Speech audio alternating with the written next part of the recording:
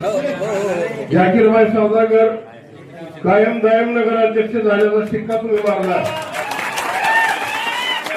आणि ज्या पद्धतीनं आरक्षण सुटलं त्याच दिवशी जाकीरभाईचा बोर्ड लागला नगराध्यक्षाचा आणि सर्वसामान्य लोकांनी सर्वसामान्य कुटुंबातला पुन्हा ऐका सर्वसामान्य लोकांनी सर्वसामान्य कुटुंबातला तुमचा प्रतिनिधी हा परांड्याचा नगराध्यक्ष केला त्याबद्दल मी परांडा शहरातील तमाम नागरिकांचं मनापासून आभार व्यक्त करतो।